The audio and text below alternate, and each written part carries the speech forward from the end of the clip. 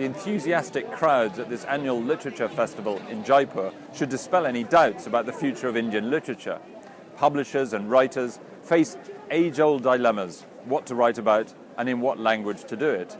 But now they face a new challenge, which is to produce books in a format that can be easily read on the smartphones that have become the accessory of choice for hundreds of millions of Indians. You know, I'm asking questions about, how do I sell books to a young population? How do I sell in a country where the bookshops are closing down, with smartphones on the rise? Well, at Jagannath, we want to make books of all kinds, and we want to make books that you see in the bookshops, but we also want to reach out to the 100 million young smartphone users who are never going to walk into a bookshop. And so we see ourselves as, in one part, a traditional book publisher, but another part is sort of turning into kind of the Netflix of publishing, where we create an app, we create material especially for the app. The biggest hits are romance novels, but they're written by men. They're written by handsome young men and devoured by earnest, hungry teenage girls who get their hair blow-dried before they come to a book event. Popular romantic fiction is a prime candidate for digital distribution. Anuja Chauhan is working on her 5th novel and also hopes to broaden her readership through smartphones, provided her admirers are not reading pirated copies. I'm sure it could. It would be quite fantastic. And I think it would, because people are doing everything on their phone now, so why not read a book as well? Well, I do know from the statements I get that most of it is still very much physical books, and the e-books aren't selling way, that much at all. But I do know if I go online and I Google my books, that there's illegal torrent download available for most of my titles, which is pretty depressing. Serious literary fiction is harder to sell in any form, especially in electronic formats.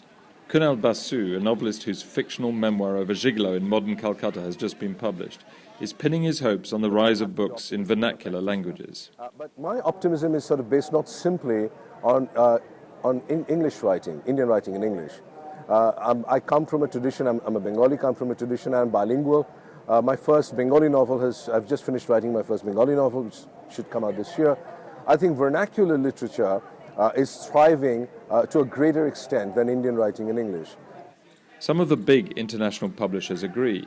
Penguin Random House is working with local partners to increase its output of books in Hindi, Telugu, Malayalam and other languages. It's also embracing technology, with Twitter unveiling an Indian books channel at the company's party in Jaipur. But in India at least, the important technological changes are in distribution of physical books, not in digital reading formats. But what is always a bit paradoxical about the Indian market is that it is a very forward-looking market from a technology point of view, as we know, hugely techno-savvy nation, but very conservative in its reading habits. We sell more P.G. Wodehouse and Enid Blyton in India than in any other place in the world.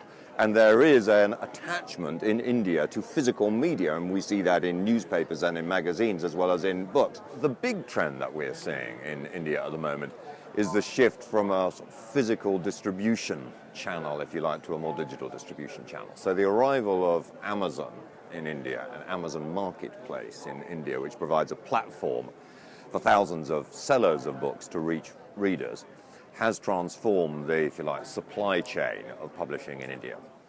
The head of HarperCollins in India thinks publishers should be doing more to market electronic formats in Jaipur and elsewhere.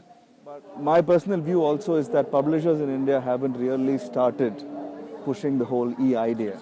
I believe that once you become a reader, then you become format agnostic. Then you try to read everything. For the time being, however, only 3% of books sold in India are e-books, and even young readers seem unenthusiastic about reading books on smartphones. I like a hardcover. Kindle is just not my thing because it's not a book unless I'm turning the pages and I can't feel the covers. If I'm traveling and I'm not carrying a book and I'm in desperate need to read, so maybe then I'll opt for a Kindle or an iPad. I've read one ebook in my entire life, so mainly physical books. I just prefer sitting down with a real book and reading it. That's just me, I guess. I think a lot more people will probably be inclined that way. Like, my dad loves his Kindle, and he reads on his iPad a lot, but I can't do it. Literature is thriving in India, and there's a new push to write and publish books in regional languages other than English and Hindi. What is not yet clear is how many of those books will be read electronically and how many will be read on old-fashioned paper. Victor Mallet, Financial Times in Jaipur.